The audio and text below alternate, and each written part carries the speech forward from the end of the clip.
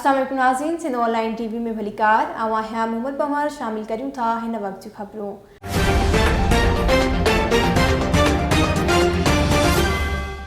नाज़रीन, deputy commissioner Khairpur Saifullah Abro PP chairman Bilawal Bhutto Zardari पारां medical capital करार ॾिनल गंबड़ जे गम्स अस्पताल पहुंची मुख्तलिफ शोबन जेरे जी पुंदकारी, गुर्दन जी पुंदकारी, बोन मेरो, कैंसर डिपार्टमेंट, दिल जी सर्जरी जे वार्डन समेत ॿियनि शोबन जो दौरो करे मरीज़न खे मिलंदड़ सहूलियतुनि बाबति ॼाण वरिती।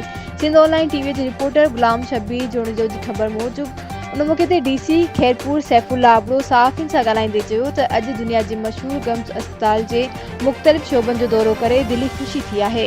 हिन अस्पताल में मरीज़न खे बहितरीन सहूलियतूं फराहम कयूं पियूं वञनि ऐं वॾा वॾा ऑपरेशन मुफ़्त थियनि था, जंहिं ते डायरेक्टर गम्स डॉक्टर रहीम बख्श भट्टी खे सलाम पेश कयां थो। होॾां डीसी खैरपुर सिटी अस्पताल जो दौरो पिणु कयो। उन मौके ते डीसी खैरपुर सां एसी गंबड़ सैयद अरबाब शाह, आमिर खोड़ो ऐं ॿिया साणस गॾु हुआ। वधीक ख़बरुनि ऐं अपडेट्स जे लाइ ॾिसंदा रहो सिंध ऑनलाइन टीवी।